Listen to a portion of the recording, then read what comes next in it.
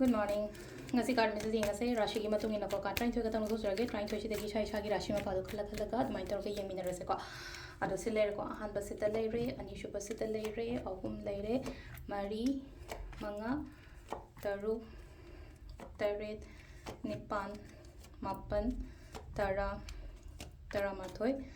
tara ni thoi khoi first ko me Rashi ge na sile se ko Hakchang nuai ta boy ro problems oi ro adudagi overcome tor la iko ngasi se khara nuai gani ngasi gi numit se ko ani shuba ko brisha gi na silai se ko haidi give up to ya de hai ona ga tamni ko kaino ga sisina ko gi mithun rashi gi na haidi phai ngasi gi na positive lotion gochon ba hai tare ko haidi thabak pending ga lera ga di lotion bangam gani ko sisina ko gi karkar rashi gi na hono nang honari banang na tori mam se ko haidi kitang ingon hoji war su wana tung da kana badum la kani ko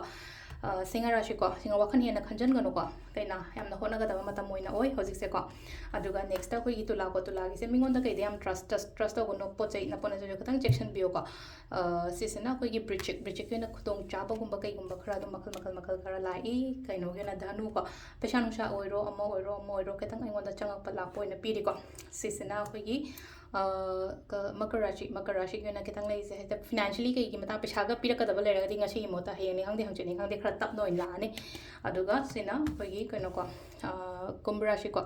energy se yam positive hoy ngasi ko thabai khang to matam da with full positivity ga loina na to bi ko minna investment oiro ama oiro engon da taina to matam de engon da kana boy no oiro sina ko gi last gi min Rashi gi ko adu silere ko gi Rashi gi matung ina tarot card reading ma'am thank you